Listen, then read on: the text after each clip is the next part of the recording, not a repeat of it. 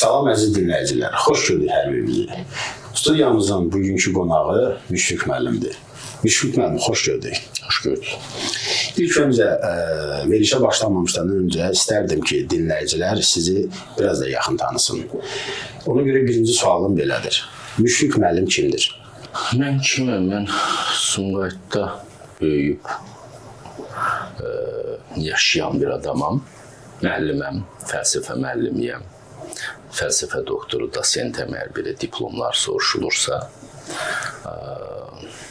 Fəlsəfə ilə məşğulam. Bəzi kitablarım var. Uzaq Şərq fəlsəfəsinə aid tərcümələrim var. Adlarını bilmək olarmı? Gənclərə tövsiyə. Ən əsas kitabım tanımadığımız Konfutsi kitabıdır. Sonra həm müəllif Rauf Qaraşıqla yazdığım Sadəliyin Dözülməz gözəlliyi. Bu bədii mi kitabdır? Bu epistolar janrda bir kitabdır, məktublaşma olaraq yazılıbdır, amma fəlsəfi kitabdır. Tamam. Sonra tərcümələrim var. Uzaq Şərq fəlsəfəsindən Buddizmi tərcümə eləmişəm, Buddanı. Sonra Lao-Tsını, Chuang-Tsını, Sufi ədəbiyyatından İdris Şahı tərcümə eləmişəm, Zen-Buddist araşdırma tərcümə eləmişəm, Erich Frommdan, Suzuki'dən. Belə, bəzi işləri görə bilmişəm. Minnətdaram, təşəkkür edirəm. Maşallah, zəngin işləriniz olubdur. Müşfiq müəllim, insanla bağlı əsrlər boyu insanlar düşünür, özlərinin cəmiyyətdəki yerini axtarırlar, özlərini axtarırlar. Gələcəklərindən bağlı, keçmişlərindən bağlı bir çox qaranlıq suallar var insan beynində. O suallardan birini mən sizə vermək istərdim. İnsanoğlu hansı yolu seçməlidir? Nə etməlidir ki, həyatda mütləq uğur qazansın və istədiyi mövqeyə gəlib çata bilsin? Belə bir yol varmı? Varsa bunun səbəblərini, yollarını sizdən xahiş edirəm. Ümumi yol ehtiyatlı olmaqdır. Hansı sahədən ehtiyatlı? Hər şeydə ehtiyatlı olmaqdır. Konfutsi deyirdi ki, mən ömrü boyu buz üstündə yeriyirmiş kimi yeridim. Bu cür həyatdan zövq almaq olur mu? Olur. Axı riskli addımların insana verdiyi həzz, necə deyim sizə, bəzi zövqlər, orada axı ehtiyatlı addımlardan, ehtiyatlı keçmələrdən hardasa söz danışa bilmərik. Risk məqamı risk məqamıdır. Onun üçün insan böyüməlidir. Tamam. O risk məqamı üçün yetişməlidir. Konfutsi deyirdi ki, əgər mən bir adamı 10 il, 15 il öyrədərəmsə, sonra onu döyüşə apara bilərəm. Yəni, hazır olmayan adamı, yetişməmiş adamı döyüşə aparmaq, onu ölümə məhkum etmək kimi bir şeydir. Həyat nəzərə alsaq ki, həyat da bir mənəvi döyüşdür. Aynen. Döyüş meydanıdır. Və bu anlamda buz üstündə yeriymiş kimi əvvəlcə bir həyatı öyrənmək lazımdır. Mənim yadıma gəlir ki, gənc vaxtı bir oğlana rast gəldim. O atıldı ortalığa, yaltaqlıq yolunu seçdi, yalançılıq yolunu seçdi. Sizə münasibətdəmi? Yox, bu mənə münasibətdə deyildi. Mən gördüm ki, bu adam belə yuyulmamış çömçə kimi atdı özünü həyata və ona dedim ki, sən nahaq belə atılırsan. Sən bilmirsən xeyir nədir, şər nədir hələ. Sən bilmirsən bu dünyanın işləri nədir. Sən tanımırsan, mən görürəm ki, sən tanımırsan bu dünyanı. Amma atılırsan bu bataqlığın içinə, məhv olacaqsan. Eləmə bunu.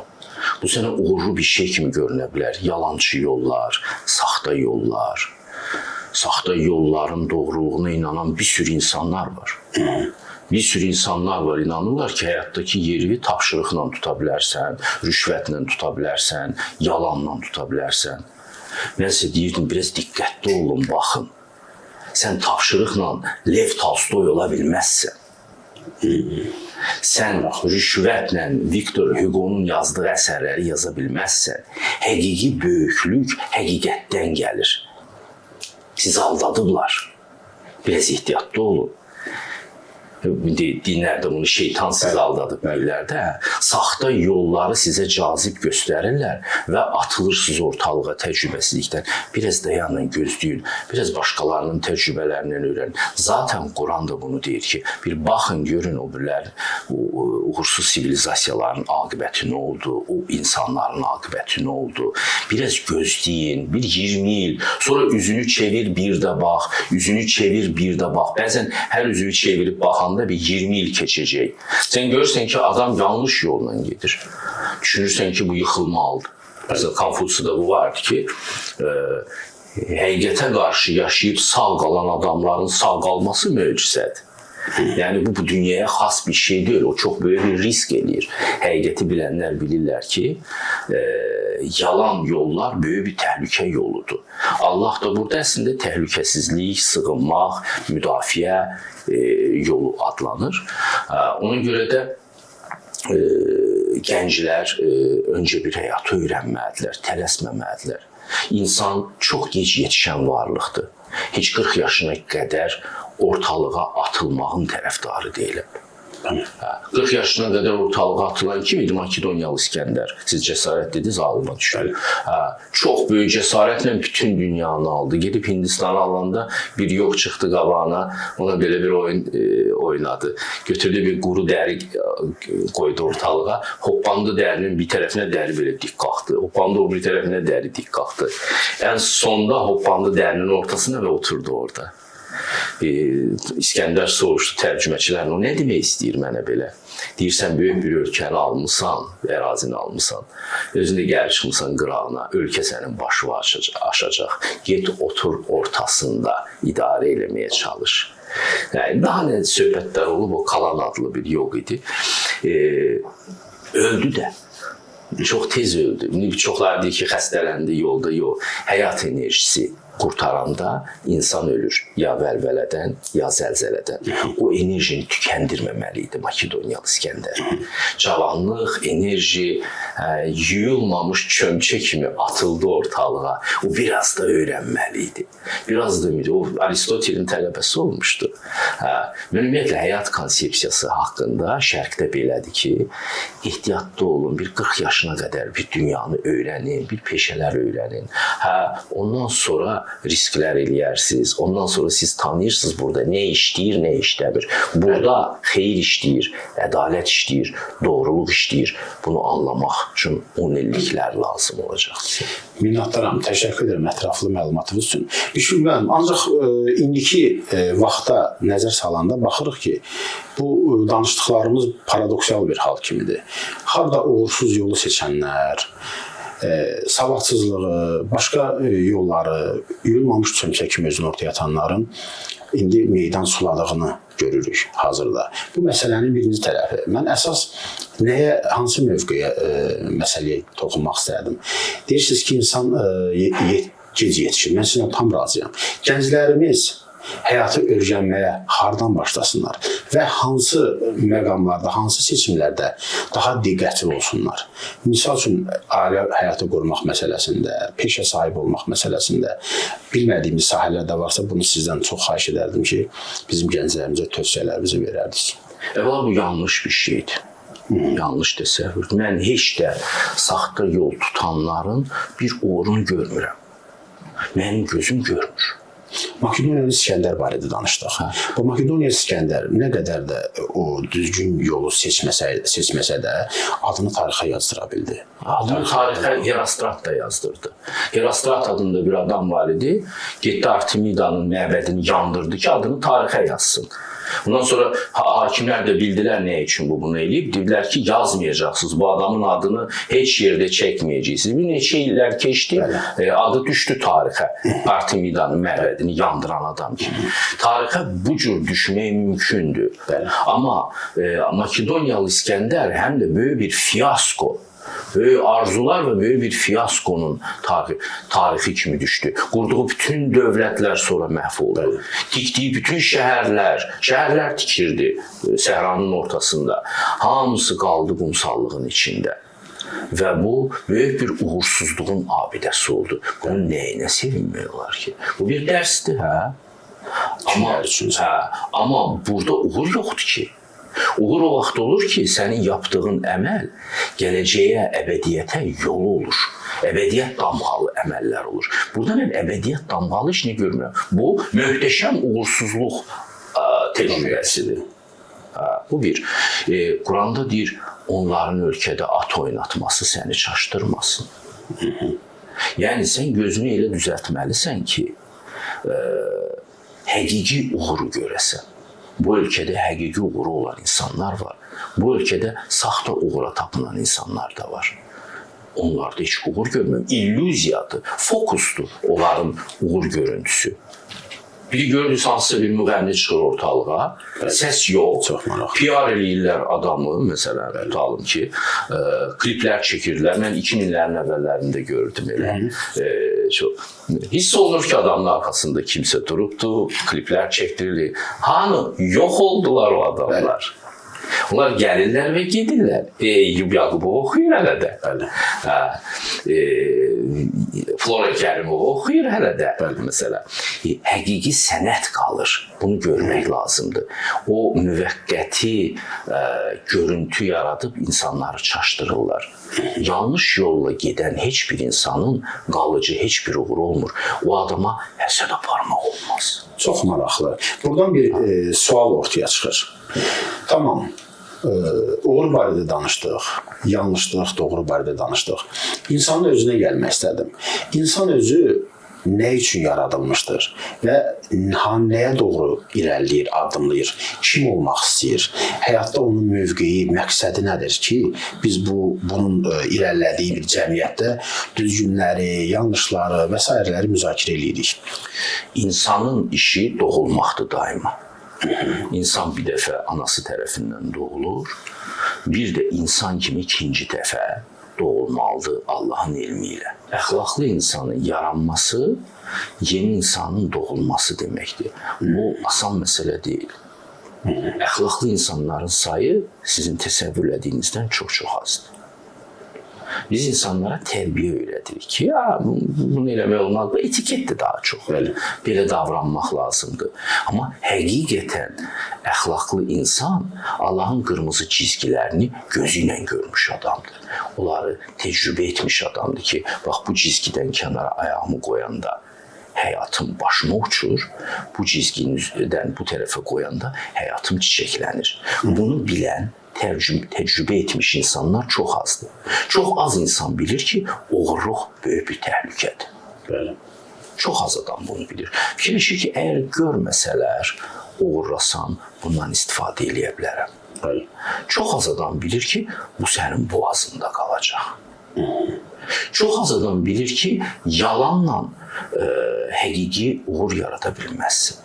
Həqiqətlə həqiqi. Həqiqətin özü zaten uğurdur. Uğursuzluq kimi görünəndə belə. Ona görə əxlaqlı insanın doğuluşu çox çətin bir şeydir. Bunun bir barama dövrü var. Yəni, o doğulurmu əxlaqlı insan, yoxsa yetişirmi? Doğulur sanki olaraq. Doğulmaq indi deyil, yəni ikinci dəfə özü-özünü doğulur. Aydındır. Onun bir barama dövrü olur. O özünə qapılır, o mağaraya çəkilir, rəmzi mənada, hərfi mənada. O ibadət dövrü keçir, özünü dərk etmə dövrünü keçir və özünü dərk edəndən sonra ki, Sakrat deyirdi özünü dərk elə. Bu çox ağrılı, çətin bir prosesdir. Bunun sonucunda yeni bir insan doğulur. O insan çox gözəl fəaliyyətlər qoya bilər ortalığa. O insan qalıcı işlər qoyacaq. Makedoniyalı İskəndər kimi uğursuz işlər görməyəcək. O insan qalıcı, əkdiyi ağac qurumayacaq o insanın. Bəzən məsələn deyirlər şərqdə, məsələn bu ağacı Budda əkib, bu ağacı Zərdüş əkib. Bilmirəm, 2000 illik, 3000 illik ağaclar da var hardasa yer üzündə, 1000 illik ağaclar da var. İnsanlar deyərlər ki, bunu filan peyğəmbər əkib. Bu inancın özü gözəldir. Çünki o adamların əkdikləri ağaclar qurumaz əlbəttə ki. İndi bayaq sual vermişdiniz ki, gənclər nə seçimlərdə diqqət eləsinlər özlərinə. Əgər insan ehtiyatla yaşayarsa, söhbətimdən mən də dedim, həqiqəti yalandan seçməyi, fərqləndirməyi öyrənəcək bir gün. Bunu öyrənəndə o əxlaqlı insan olacaq. Əxlaqlı insan daha böyük ilahi həqiqətlərə qapı açmış olacaq özünü. Ali həqiqəti dərk edən adam yalnız yer üzündə doğru işlər görər. Məsələn, bir həkim bir xəstəni müalicə etmək üçün mütləq gərək elmli olsun, xəstəliyin doğru diaqnozunu versin. Əgər xəstəliyin doğru diaqnozunu verməyibsə, onu müalicə edə bilməz, deyilmi? İnsan da belədir. O bilməlidir ki, nə iş görmək lazımdır, əsas iş nədir? Ən çətin elə budur. Onda o işi görə biləcək. O insan özünü dərk etmiş, şəxsiyyət olaraq yenidən doğulmuş insan dünyada ən gözəl işləri görəcək. Minnətdaram, təşəkkür edirəm. Müşfiq müəllim, astrologiya, münəccimlik, numerologiya, bu siyahını artıra da bilərik. Egzoterik bilgilər. Bu adını çəkdiyim nəsnələrin hansıların insanlığa xeyri var? Ümumiyyətlə, hansıları bir doğru mövqe seçir? Ümumiyyətlə, bunlar haqdandırmı? Bunlar, bu elmlər və yaxud da bu bilgilərdə hansı bir həqiqətlər yatırmı? Bundan insanlar hansı sahələrdə istifadə edə bilər və yaxud da tamamilə uzaq durması gərəkir? Bu, indi günümüzə niyə onlar gəlib çatmadılar? Və yaxud da onlar var idimi, yoxsa bunlar əsatirlərdir? Müəccimlər olub şərqdə həmişə. Hindistanda bunun böyük bir elmi vardı. Mən də biraz məşğul olmağa çalışmışam gəncliyimdə bu ilə. Bəzi həqiqətlər var xarakter olaraq. Amma bütövlükdə bu sistemi çözə bilmədim və anlaya bilmədim. Və düşünmürəm ki, bu qədər də önəmli bir elmdir. Tamam. Ən önəmli elm özünü dərk eləməkdir. Birbaşa insan özündən nasıldır? Ədəbiyyatdan oxumalısınız. Özünü dərk eləmək ədəbiyyatdan deyil, bu özünü müşahidədən başlayır və insan bunu bacarır. Bu insanın bacaracağı şeydir. Hətta tamamən savadsız bir insanlar belə olur ki, özlərini elə yaxşı dərk eləyirlər. Görürsən ki, belə ağırdır, xarizmatikdir bu adam. Sözünün qədrini bilir, nə yaptığını bilir, nə dediyini bilir. Axmaq adam savadlı da ola bilər, hətta professor da ola bilər. Amma nə dediyini bilməz o adam. Fərqindəliyi aşağı səviyyədə olar adamın. O açıdan müdriklük özünü dərklə gəlir və müdrik olmadan elədiyin bütün fəaliyyətlərin mütləq yan etkiləri çıxır. Bir problem çıxır ki, onu həll edəmirsən. Bu birisine oxşuyur. Heraklın bir qəhrəmanlıqlarından birisi də bu idi ki, gedir Hidra ilə döyüşür. Hidranın da çoxlu başları var, 9 başı var. Bir başı kəsir, yerinə 2 baş çıxır. Bir başı kəsir, yerinə 2 baş çıxır. Ana birisi ona deyir kənardan ki, kösöv götür, dağla kəsdiyin başların yerindəki yenisi çıxmasın. Bu, qədim Yunanların müdrikliyiydi. Çox böyük bir şeydir burada. Da bir fəlsəfə yatır. Mütləq böyük fəlsəfə yatır ki, elədiyin xeyir elə olmalıdır ki, o başqa yeni problemlər, fəsadlar çıxarmasın. Bir çox fəsadların çoxsu cahil adamların yaxşılıq eləmək istəyindən yaranıb yer üzündə. Ona görə insan əvvəlcə kamil olmalıdır, sonra kamil işlər görməlidir. Bu kamillik insana yer üzərində nələrsə verir, çox şey vəd edir. Bu Allah qatında ümumi yaradanın baxışından baxsaq, insanın kamilliyi, qazandığı o düzgünlük, nailiyyətlər hara aparır insanı? Sanki Allahın özünə mi aparır? Yoxsa bu nə olmağa doğru gedir? Artıq biz insanıq. Və bu dediyimiz də bizim üçündür.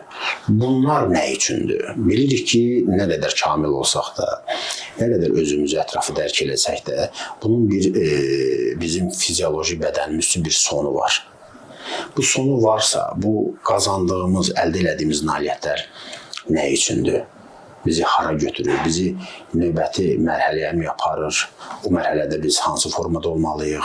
Biz bu düşüncələr hərdən məni düşündürür. Tamam, mən bir insan kimi... Bədən atdır. Tamam. Atı müəyyən yerə qədər qovacaqsan, sonra dəyişdirəcəksən atı. Bu atla çox uzaq əbədiyyətə qədər gedənməzsən. Amma insan yolda yaradılmış bir varlıqdır. İnsan heyvandan Tanrıya doğru gedən bir yoldur. Ona görə də onun mahiyyəti yolda aşkarlanır. O mütləq Tanrıya doğru, həqiqətə doğru irəliləməlidir. Bizim dediklərimiz də onun o yolçuluğu ilə bağlıdır. Ortada qalmaq da mümkün deyil. Ortada qalan kimi geriyə düşürsən. Bəli. Geriyə gedirsən. İndi ondan o yananı biz bilmirik. Bilmədiyimiz şeylər haqqında danışmaq da doğru bir şey deyil. Quran da bu barədə çox az bir şey bizə bildirir. Çünki görmədiyimiz bir şey haqqında niyə çox danışılsın ki? Bircə onu deyir ki, siz razı qalacaqsınız. Allah da sizdən razı qalacaq, sizi cənnətinə yerləşdirəcək. Bizim ömrümüz, bizim həyatımız, bizim bədənimizin həyatı ilə bitmir. Ruhumuzun həyatı daha uzundur, qalıcıdır. Ona görə də biz ağıllı adamlar ruhuna xidmət edirlər, bədəninə deyil. Bəli. Bəzən bədənlərini qurban verirlər. Məsələn, şəhidlik odur. Bəli. Ruhuna ali xeyri vermək üçün. Ona görə biz belə mürəkkəb varlıqlarıq da. İnsan ruhunu nəzərə almadan yaşayanda bədbəxt olur. Ruh öz qisasını alır insandan. Ruha gərək həqiqət yedizdirəsən. İsa Peyğəmbər deyirdi ki, insan təkcə quruca çörəklə ayaq üstə durmur ki. Bəli. Biz bədənimizi yemləmək üçün ona çörək veririk. Amma çox adamların ruhu acından ölür. Bəli. Ruha həqiqət yedizdirmək lazımdır, yalan yox. Ruha həqiqət yedizdirirsən, o yavaş-yavaş böyüyür. Ona görə şərqdə insanlar Quran oxuyarlar, İncil oxuyarlar, Dhammapada oxuyarlar, Bhagavad Gita oxuyarlar, çörək yedizdirərlər ruhlarına hər gün. Sizə bu o demək deyilmi ki, insan fiziki ölməmişdən öncə ruhani də ölə bilər? Yəni ruh bədəndən küsüb gedə də bilər. Təbii, yəni Onun üçün eləyirlər. onlar diri deyillər, dir Allah Quranda. Onlar ölüdülər. Sən ölülərə heç nə eşitdirənməzsən. Bədəni sağdır, amma özü ölüdür. Qulağı var, amma o qulaqla heç nə eşitmir. Bəli. Ürəyi var, amma o ürəklə heç nə anlamır. Ağlı var, amma o ağılla heç nə dərk edə bilmir. Heyvan səviyyəsinə düşürdü. Heyvanlar. Heyvan dedi, Sokratın bir sözü yadıma düşdü. İnsanlar sosiallaşmış heyvanlardır. Belə bir deyim var. Aristotel o siyasi heyvandır. Bəli, Aristotel. İnsanlar sosiallaşmış siyasi heyvandır. Siyasi heyvandır. Sizcə günümüzdə bu anlama yaxın insanlar çoxdurmu? Təbii ki, görür. İnsanlar siyasi heyvandılar. Siyasi heyvanı nə düşündürür həmişə? Üstünlük eksiklik dərəcələri. İki adam bir-birindən görüşür. Müqayisə. Onlar həmişə bir-birlərini müqayisə ilə. Mənim varım onun varı. Mənim savadım onun savadı. Mənim diplomlarım onun diplomları. Mənim şöhrətim onun şöhrəti. Mənim statusum onun statusu. Və bunun yarışı gedir. Telefonlar, geyimlər, hətta işlətdiyi sözlər belə. Hamısı status bəlirləmək üçün bir görürsən başlayır deduksiya, induksiya, anlamadığı afirmasiya, anlamadığı dillərdən, anlamadığı hərflərlə sözlər işlədirlər. O terminləri ona görə dilinə qatır ki, üstünlük göstərsin. Status bəlirləyir. Bu axmaqdır. Öz aləmində status bəlirləyir. Bu insanın axmaqlıq səviyyəsidir. Bu siyasi səviyyədir. Siyasətdə dövlətlər həmişə güc nümayiş etdirərlər bir-birlərinə. Bəzən o güc olmayanda belə multfilmlər çəkərlər, nə bilim filmlər çəkərlər, göstərərlər ki, məndə bu güc var. Propagandist. Əzələ nümayiş edirlər buna. Və bir-birlərini yemək istəyərlər, bir-birlərini zəbt eləmək istəyərlər. Günümüzdə də o da var. Bu həmişə belədir. Həyatın siyasi səviyyəsi var. İnsan siyasi səviyyədə qalırsa, ruhani səviyyəyə atlaya bilmirsə, o insanlığını ifadə eləyə bilmir. Siyasət heyvanlarda da var. Bəli. Məsələn, itlərin həyatına baxsaz, o çöldə yaşayan itlərə, girin onlara yemək verin. Özünə şirin göstərirlər ki, yenə gələsiz. O itlər belə bir şeydir. Məsələn, erkəklər. Ən güclü erkək imkan vermir ki, o bir erkəklər yemək yesin. Onlar yemək yesələr, sabah mənim əleyhimə çıxacaqlar. Onlar yeməksiz qalıb ac qalsınlar. Dişilər nə qədər istəyir yesin. Amma erkəkləri yaxın qoymurlar, gənc erkəkləri. Bu başdan ayağa siyasətdir. Bəli. Bu başdan ayağa siyasətdir bu səviyyə. Ruhaniyyat isə tam tərsdə duran bir şeydir. Ruhaniyyat qalib gəldiyin əsrinlə çörəyi bölüşməkdir. Quranda deyildiyi kimi. Çox dərin ifadədir. Ruhaniyyat insanın başqa bir insanla təması onu xilas eləməyə, ona kömək eləməyə əsaslanır. Əgər bir adam həqiqətən bir yüksəkliyə gəlib çatıbsa, həqiqətən bir ali bir şey dərk edibsə, onun işi mərhəmət saçmaqdır, onun işi zəbt eləmək deyil. Onun işi alçaltmaq deyil, köləlik sistemi yaratmaq deyil. Onun işi qarşısındakini diz üstündə qaldırıb ona insan olmağı öyrətməkdir. Burada insanın ali təbiəti ortalığa çıxır. Məhəbbət vermək, mərhəmət vermək, ədalətli yanaşmaq. Siyasət ikili standartla işləyir. Biz bunu həyat dünyada da gördük. Qarabağ məsələsində də gördük. Amma ruhaniyyat isə nə deyir Quranda? Tərəzidə özünüzə necə çəkirsinizsə, başqalarına da elə çəkin. Özünə çəkəndə çalışırsan ki, kiloqram tam olsun. Başqalarına 850 qram çəkirsən, deyirsən kilodur, götür apar. Yəni, problem bu ədalətsizlik. Bu siyasətdə normaldır. Mən üstünəm. Mən üstünəm, o məndən balacadır. Onun canı çıxsın. Yenə də bu yanaşmanı göstərən insandır axı. İstər siyasətdə olsun. İnsandır, insan səviyyələrlə bəli. İnsan özü, dedim ki, doğulmalıdır. İnsanın səviyyəsi var. Uşaqlıqda da insandır, gənclikdə də insandır, yetişkinlik dövründə də insandır. Mən məsələn, uşaqlıqda elədiyim səhvlər də mənəmmi? Təbii ki, xeyr. Ona görə də insan yolda olan bir varlıqdır. Yolda formalaşan bir varlıq. Cəmiyyət də yoldur. İndi eləsi var ki, 80 yaşına gəlib çatıbdır, 15 yaşında uşağın davranışını sərgiləyir. Tamamdır. Böyüməyib də. Tamamdır. Bu 1000 illərdir bu cəmiyyət gəlir. Formalaşa. Dediyimiz amillərin hamısı da öz-özünə formalaşır. Bir məntiqi sonluğa çıxa bilmir ya. Sizi elə məntiqi şey maraqlandırır ki, bəşəriyyət nəsə, yox, dünya kifayət qədər normal bir axarla axır. Allah elə belə dünya yaratmaq istəyirdi, bilirsinizmi? Siz istəyirsiniz... Yəni, düşünürsünüz, hər şey qaydasında. Hər şey qaydasında gedir. Çox maraqlıdır, buyurun. Hər şey 10 min il əvvəl də qaydasında gedirdi. Bu bizim ağlımızdakı ideyadır, boş bir ideyadır ki, biz dünyanı cənnətə çevirməliyik. Biz burada texniki bir cənnət yaratmalıyıq. Bu boş şeydir. Dünyada həmişə zalim insanlar olacaq. O zalim insanların yetişdirildiyi yerdir dünya.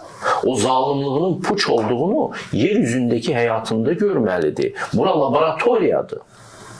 Bura islah koloniyasıdır. O özünü harada düzəldəcək? Siz elə bilirsiniz ki, qurt-quzu ilə otlayacaq nə vaxtsa yer üzündə. Heç vaxt elə bir şey olmayacaq. Mümkünsüzdür buna. Bura ruhlar gəlir ki, qələtlər eləsinlər, doğrunu tapsınlar. Doğrular eləsinlər, doğruda qalsınlar.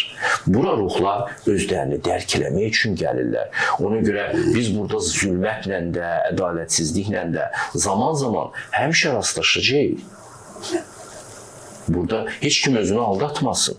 Texniki cənnət yaradacaqsınız qərbdə, manyaklar çiçəklənəcək. Bəli. Qarşısını ala bilmirlər. Bəs yaxşı, sizin təhsiliniz yaxşı. Burada bir şey olan kimi həmən mediada qara qışqırıq salırlar ki, təhsilimizin səviyyəsi aşağıdır, ona görədir. Bəs yaxşı, bu manyaklar Almaniyada niyə yaranır? 20 il öz evlatlarını padvalda saxlayan manyaklar olur. Bəli. Yaxşı savad almayıb mı? Onların təhsil sistemi yaxşı deyilmi? Və yoxsa onların həyatı pisdir? Yoxsa rüşvat var onların da həyatında, hər addımda? Bəs niyə bu cinayətkarlıq orada da kəsilmir kökü? Buradakilərin başını piyləyirlər ki, oralar cənnətdir. Bu insan təbiətidir. Və biz bu yer üzünə islah olmaq üçün gəlirik. Biz burada həqiqəti tapmaq üçün gəlirik. Həqiqəti tapmayan adam elə bilirsiniz ki, gözəl hərəkətlər eləməlidir. Adam nə qədər ki, həqiqəti tapmayıb, başına bəla açmalıdır. Təkcə özünə yox, ailəsinə, içində bulunduğu cəmiyyətə də. Ona görə məncə hər şey normaldır. Bura özünü düzəltmək üçün qaydasındadır. Sadəcə olaraq bir cəmiyyətdə müdrik insanlar, ağıllı insanlar daha fəaliyyətlidirsə, bir cəmiyyətdə həqiqət baş ucundadırsa, ədalət baş ucunda saxlanılırsa, ayaq altına salınmırsa, o cəmiyyətdə çiçəklənmə yaranır və o ölkə bir müddət örnək olur o bir ölkələrə. Amma bu bir müddət o demək deyil ki, həmişə davam edəcək. Bunu hər zaman qanunla, canınla sübut eləməlisən. Heç bir nailiyyət əbədi deyil. Məsələn, tutalım ki, biz bir torpağı aldıq, sonra onu bizim əlimizdən ala bilirlər. Sonra biz onu təzədən ala bilərik. Və bu deməkdir ki, indən sonra bizim heç bir təhlükəmiz yoxdur. Biz həmişə torpaqlarımızı qorumalıyıq, həmişə onun keşiyində qalmalıyıq. Biz əgər sayıqlığı itirəriksə, həmən hər şeyimizi itirərik. Məsələn, türklər bir vaxtlar gəldilər, Bizans imperiyasını zəbt elədilər, orada bir məmləkət qurdular. Keçən yüzildə bütün dünya birləşib Türkiyəni məhv eləmək istəyirdi. Atatürk'ün bir qəhrəman çıxana qədər. Elə deyilmi? Türk xalqı yenidən qan tökdü və sübut elədi ki, biz bu torpaqlarda yaşamağa layiqik hələ. Ona görə təxminən vaxtaşırı hər bir xalq üstündə yaşadığı torpağın bahasını öz qanı ilə ödəmək zorundadır. Bu zarafat şeylər deyil. Firavanlıq da, cəmiyyətdəki ədalət də hər nəsil o imtahanı verməlidir. Hər nəsil ayıqlıq imtahanını verməlidir. Sayıqlıq imtahanını verməlidir. Həqiqət imtahanı, ədalət imtahanı verməlidir ki, yaşaya bilsin o torpağın üstündə. Təəssüf ki, qanla ödəyirik. Onu başqa nələrlənsə bütün dinlər yox. Ən bahalı şey qoyma. Ona görə bütün dinlərdə ən əsas ayin qurban ayinidir. Qurban ayini olmayan din yoxdur. Bəli. Konfutsiyada belə bu vardır. Çünki bu insanlara əbədi bir xatırlatmadır ki, sən böyük dəyərləri yalnız canın, qanın bahasını ala bilərsən. Allah ayələrini ucuz satmır. Çox gözəl. Müşfiq müəllim, elə bir cəmiyyət varmı ki, orada müdriklər çoxdur? Nümunə göstərə bilərsiniz. Prinsipcə, bu dəqiqə bizdən daha güclü olan iqtisadi baxımdan falan dövlətlər özünün ağla verdiyi sayğı ilə daha güclü olublar. Bu mütləq deyil.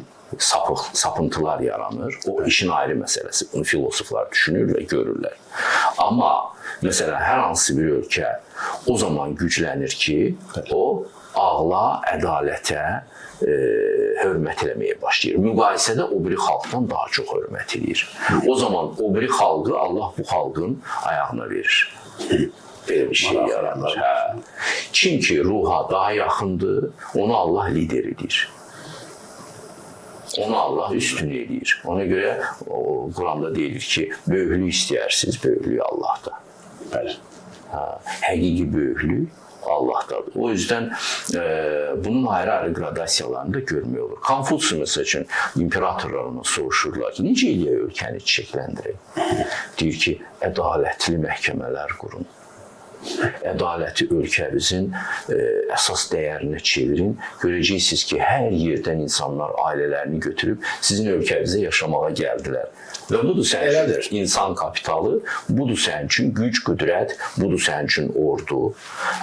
Əgər sən burada ədalətsizlik yaradacaqsansa, cəmaət ailəsini götürüb qaçacaq başqa ölkələrə, sənin ölkən boşalacaq. Və düşmənlər gəlib zəbt edəcəklər sənin ölkəni. Konfutsi belə sadə danışırdı ki, ədalət və həqiqət dövlətin gücünü təşkil edir. Çox gözəl. Gənclərimiz hansı yolu seçsinlər? Ora gedən yol hardan keçir? Bunu təkidlə soruşuram. Niyə? Çünki gənclərimizin bir çoxuna baxdıqda onların seçdiyi həyat tərzi, yaşadıkları həyat ora aparmır. Əksinə, bugün narkomaniyadan, erkən nicahdan, nicah zamanı cütlüklər arasında olan anlaşılmamazlıqdan yaranan problemlər çoxdur. Sizcə, natamam bir ailə tam bir evlat yetişdirə bilərmi? Cəmiyyətə xeyirli evlat yetişdirə bilərmi? Bilirsiniz, ailələr tayı ilə qurulur. Mən elə öz praktikamda elə bir ailə görmədim ki, taylı tayına rast gəlməsin. Yəni bu istisnasız. Onların gözləri yanlış görür. Onlar bir-birinə baxırlar, bu mənim tayım deyil. Ancaq əksinə. Mən ondan savadlıyam, mən mərifətliyəm. Yox, əzizim, sən onun tayısan. Sadəcə olaraq sən özünü başqa gözlə görürsən. Bəli. Allah sizi başqa gözlə görür, yuxarıdan. Allahın nöqteyi nəzərindən siz bir-birinizin tayısınız ki, sizi cütləyibdir, ayaqqabını cütləyən kimi. Və siz bir-birinizə baxıb, o səviyyəni görməlisiniz bir-birinizdə. Ha, level atlayarsansa, böyüyərsənsə, okey. Mümkündür mü? Təbii ki, mümkündür. İnsanlar level atlayırlar, böyüyürlər. Ailə formatında bütün onda hər şey dəyişir. İki fərdin ikisini onda ya o ailə çiçəklənir, tamam, ya da o ailə qırılır. Quranda bunun örnəkləri, məsələn, Lutun arvadı qalır, özü gedir. Çünki indi bizə o dramanı açmırlar. Amma bəlli ki, o Peyğəmbərin səviyyəsi ilə ayaqlaşa bilmədi, yanlış yolu seçdi. O zaman onu ayırır Allah. Layiq deyilsən sən bunun arvadı olmağa. O zaman cütlüklərimizin də bir-birlərindən izdivac qurmasında yenə də ilahi Allah deyir, mən kafiri kafirə, mümini müminə rast gətirirəm. Allahın mühasibatlığında heç vaxt səhv olmur. Həmişə eyni səviyyənin adamları bir-birini cəlb edirlər. Ümumiyyətlə cazibə olmur.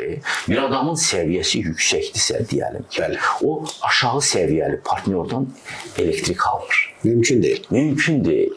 Onun nə bilim danışığı, sözü, gülüşü, hərəkəti, hər bir şeyi ona bu adamın sənin adamın olmadığını deyir. İtəliyir özü. Amma tam əksinə, sən öz tayva rast gələndə onun hər şeyi səndə cazibə yaradır. Mənasız danışıqları belə. Mənasız danışıqları belə səndə cazibə yaradır və siz o mənasızlığı, o axmaqlığı birlikdə tədqiq eləmək üçün sizi ayrıca bir otağa salır Allah. Ailə adlı otağa salır ki, ey iki axmaq, gedin, indi içində bulunduğunuz axmaqlığı tədqiq eləyin, öyrənin. Çıxanda mənə deyərsiniz. Dərk edəndə çıxaracam mən sonra. Bunlardan törəyənlər axı daha da faciəvi olurlar. Onlardan törəyənlər də təsadüfi törümür. Onları da Allah insanların bətninə təsadüfi yerləşdirmir.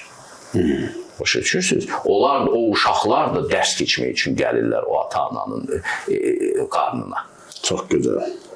Onlar da orada alacaqlarını almalıdırlar. Siz o ruhların əvvəlki həyat haqqında xəbəriniz yoxdur sadəcə olaraq. Mən herhalde reinkarnasiyaya inanıram. Ona görə mən ancaq Allahın ədalətini bu cür izah edə bilirəm. Bu ilə razılaşmaya bilərlər təbii ki insanlar. Mən başqa yol görmədim ki, məsələn, o uşaq niyə o ailəyə düşür? O ailədə elə bir unikal vəziyyət yaranır ki, Allah ədalətlidir. Allah ədalətsiz deyil. O ailədə elə bir unikal vəziyyət yaranır ki, o ruh yiyəsi o situasiyanı o ailədə öyrənə bilər. Çox gözəl yalnız. Məsələn, öyrənə bilər ki, zalımlıq yaxşı şeydir. Nə dərəcədə pisdir. Onu o ailədə, o spesifik axmaqlıqlar olur hər ailədə. Və hər ailədə spesifik işıq olur. Ona görə hər bir uşaq da təsadüfi gəlmir. Allah mütləq dərəcədə ədalətlidir. Heç kəsə də zülm eləmir. Və çox zaman dinlə döyüşənlər də bu uşaqları misal gətirərək dinə qarşı çıxırlar, əslində Allahın ədalətinə qarşı. Bəs o uşaq nə oldu? Bəs o uşaq nə oldu? Onun nə günahı vardı? Bilirəm, sən bilmirsən axı. Allah mütləq şəkildə ədalətlidir, mən bunu bilirəm. Amma biz anlamırıq. Məsələn, siz qohumlarınızın, yaxın tanıdığınızın həyatlarını oxuyun deyirəm. O adamın ki, həyatı bir 30-40 il sənin gözün qabağında keçir. Və sən görürsən ki, Allah bu adama qarşı heç zalımlıq eləməyibdir. Bu adam həyatda aşına nə tökübsə, qaşığına da o çıxıbdır. Bunu aydın şəkildə biləndən sonra bütün həyata da bu tezisi tətbiq edirsən ki, Allah ədalətlidir. Allah heç kəsə zülm eləmir. Sizin deyir, başınıza gələnlər, Quran deyir, sizin əllərinizin etdiklərinin nəticəsidir. Biz öz gələcəyimizi öz fəaliyyətimizlə, öz düşüncələrimizlə, sözlərimizlə, əməllərimizlə edirik. Bizim dərkimizin ifadəsidir bizim başımıza gələn hadisələr. Başımıza o hadisə gəlir ki, spesifik məsələni dərk eləyək. Bəli.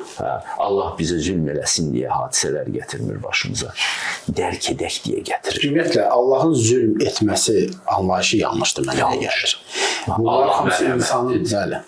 Vallahi İsa Peyğəmbər deyir, o sizin atanız kimidir. Bəli, bəli. Sadəcə olaraq Allah insanı öz həqiqətlərlə üz-üzə qoyur. Və həmin həqiqətləri sən aynada özünü görən kimi görürsənsə və ona səhv reaksiya verirsənsə, səhv təpki göstərirsənsə və buradan sənə geri dönüş də səhv olursa, sən onun uğursuzluğunu başqasının adına yazmağa çalışırsan ki, bu da yenə dediyimiz kimi axmaq insanların ata biləcəyi bir addımdır. Ona görə gənclərdə belə təsəvvür var ki, mən elə bir partnyor tapacağam ki, o məni xoşbaxt eləyəcək. Tamamilə doğru. Allah ise sənə ideal deyil, komplementar partnyor tapacaq. Bəli. Sənin tayını tapacaqdır ki, sən huzura doğru yol gedə biləsən. Sən həqiqi xoşbaxtlığın nə olduğunu anlamağa doğru yol gedəsən. Sizin ailənizdə dava şavı olacaq, səs-küy olacaq, qırğın qiyamət də ola bilsin olacaq. Ta ki siz huzurun açarını tapmayacaq. Siz ideal bir ailə şəklində yaşamaq üçün gəlməmisiniz, səviyyəniz hələ buna uyğun deyilsə, siz biraz da əzab çəkəcəksiniz, qızdıracaqsınız. Xəstədirsə, o qızdıracaq, titriyəcək, ağrıyacaq, elə deyilmi? Bizim insanlar da nə qədər ki, həqiqətə çatmayıblar, onların həyatında titrətmə olacaq, sayıqlama olacaq. Təbii, biz həqiqətə çatanda sağalırıq. Sokrat öləndə ən son sözü bu oldu ki, tələbələrindən birinə dedi ki, sabah gedərsən məbəddə mənim adıma xoruz kəsərsən. Yunanlar xoruzu o vaxt kəsərdilər ki, birisi sağaldı. Yəni, mən sağaldım. Mən bu həyatın sağlamlığına qədər yetişdim. Ölümü də doğru düzgün qarşıladım. Səhv etməmsə Sokratı öldürdülər. Öldürdülər, zəhərlədilər onu. Həqiqət belə bir şeydir. Bu savad həqiqət demək deyil. Bəli. Savada görə sənin maaşın artar. Çoxu, üzr istəyirəm, çoxu bunu elə başa düşür ki, çox savadlı olmaq, yəni düzgün yolda olmaq. Savadlı olmaq üçün mətn əzbərləyirlər insanlar, müəyyən faydalı şeylər öyrənirlər. Həqiqət isə qurbanlıq həqiqəti ilə bağlıdır. Bəli. Ona görə bütün dinlərdə qurbanlıq həqiqəti vardır. Çünki həqiqət səni fədakarlığa doğru itələyəcək. Mərhəmətə doğru itələyəcək. Fədakarlığa görə canından keçəcəksən həqiqət üçün. Həqiqət səni varlandırmaq üçün deyil təkcə. İnsanlar ona görə savadlanırlar ki, varlansınlar. Həqiqət isə başqa bir şey. Həqiqət sənin sağalman üçündür. İnsanlıq mənasına çatman üçündür. Bunun üçün sən o, bilirsiniz nətər bizim nağıllarımızda vardı. Məlik Məmməd oturur Simurq quşunun birinə, qa deyəndə su verir, qu deyəndə ət verir. Yoxsa qa deyəndə ət verir, qu deyəndə su verir. Və bir dəfə suyu və əti qutarır, kəsir budundan verir.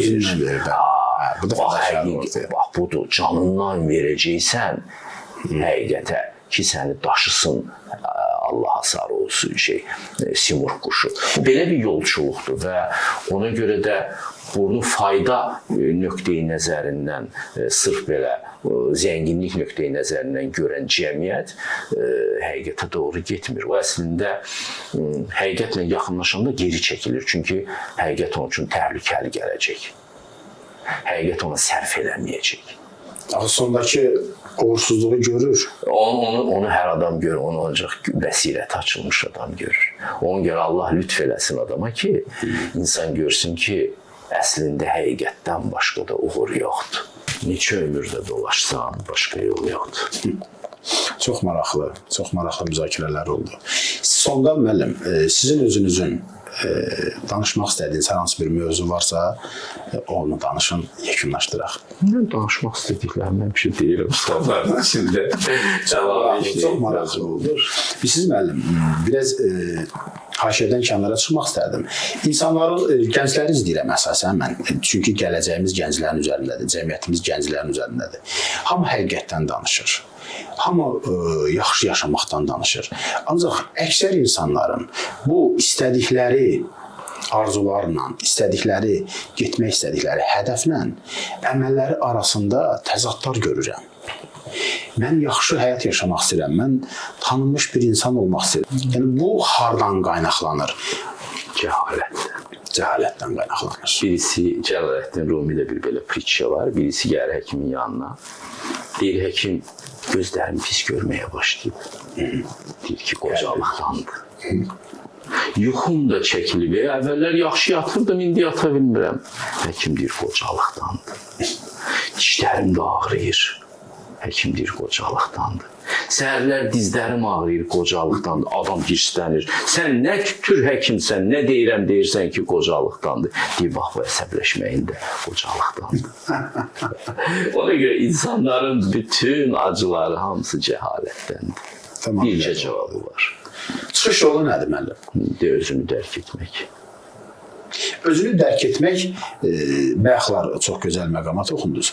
Bəsirəti açıq olan insanlar sizi hərfi Yönəldə bilir. Bəli. Bəsirəti açıq olanlar sizin nə demək istədiyinizi anlaya bilər ki, özünü dərk etmək. Təsəvvür edək ki, bizə dinləyən gənclərimizin bir çoxu özünü dərk etmək anlayışını başa düşmür. O adama heç nə deməyəcək. Deyəcək bu kişi nə danışır? Qıcıqlanma rəylərdə deyəcək bu nə danışır? Adam kordur. Baxın sizə bir şey. Kora siz ağ vərəq göstərin ya qara vərəq. Fərqi var. Təbii ki, yox. Görmür, heç birisini görmür. Ona görə mən nə deməyimdən asılı olmayaraq o heç nə anlamır bu dəqiqə. Mənim dediyimin anlamı yoxdur. Mənim dediyim gözləri biraz açılmağa başlayan adama nəsə verə bilər. Bir yolunda çıraq olur. Özü bir şeylər tutmağa başlayan adama bir şeylər verə bilər. Bir də mənim səviyyəmdə adamlar var ki, onlar da görürlər, anlayırlar mən nə deyirəm, nə iş görürəm. Bir də məndən yüksək adamlar var ki, onlar da mənim əməlimə qımışa-qımışa baxırlar ki, səhvlərimi də görürlər çünki. Çox maraqlı yanaşmadır. Belə. Amma heç gözü açılmamış adama mən nə anlata bilərəm? Mümkün deyil. Ağ deyim, qara deyim, heç bir mənası yox. Onda belə çıxır ki, müdriklərin özləri belə cəmiyyəti ayıltmağa, oyatmağa çalışır. Onlar cəmiyyəti ayıltanmazdır. Mümkün deyil. Biz ancaq insanın özü o yəqinə gəlir. Biz ancaq seçilmiş tələbələri yetişdirə bilərik. Çox maraqlıyıq. Biz elita yetişdirə bilərik. Bəli. Biz ağıllı kütlə yetişdirə bilərik. Kütlə heç vaxt ağıllı olmur. Kütləni bəsləyirlər sadəcə olaraq. Konfutsi deyirdi ki, Nəcib kişi küləkdir, balaca adam otdur. Bu əsir, o da əyilir. Burada heç bir yalançılıq, ya bir demokratiya yazada yeri yoxdur. Ancaq hər ikisi lazımdır cəmiyyətə. Təbii ki, o da öz işini görür, yol gedir həqiqətə doğru. O da o cəhalət dövrünü indi yaşamalıdır, şiddətli qaranlıqdır. Hətta o cəhalət dövrünü öz həqiqəti kimi bilir. Allah deyir ki, məsələ, yanlış yolla gedənləri biz qaranlığa salarıq. Elə qaranlığa ki, əllərini belə görməzlər. Yəni, nə etdiklərini belə görməzlər. Belə qaranlıq deyir, okeanın dərinliyində olur. Həqiqətən okeanın dərinliyində çox böyük qaranlıq olur. Və niyə Allah qaranlığı? Deyir, qabağından da pərdə qoyarıq, arxasından da, üstündən də heç nə görməzlər o adamlar. Niyə Allah belə edir? İnsan görür ki, gedir, qaranlıq artır. Geriyə işığa doğru qaçmaq həvəsi yaranır. O, əslində insanı geri qaytarmaq üçün Allahın mərhəmətidir. Salır insanı qaranlığa. Kütlə qaranlığın içindədir. Qaranlıq şiddətlənir bir çox adamlar üçün. Və onlar birdən, ana, haradasın deyə qaça-qaça həqiqəti axtarır. Həqiqət bizim anamızdır bir mənadadır. Çox, hər danışığınız maraqlı bir misallarla deyirsiniz. Çox cəmiyyətə inanıram ki, bu gənclərimizin bir çoxunda həqiqəti axtarmaq üçün yeni bir həvəs ola bilər, motivasiya ola bilər. İnşallah. Sizə çox təşəkkür edirəm ki, studiyamıza gəldiniz. Minnətdaram ki, təklifimizi qəbul elədiniz. İnşallah çalışacağam ki, sizinlə söhbətlərimiz, maraqlı, duzlu söhbətlərimiz silsiləli şəkildə olsun və cəmiyyətimizə də xeyirli olsun. Təşəkkür edirəm sizə. Sağ olun. Sağ olun.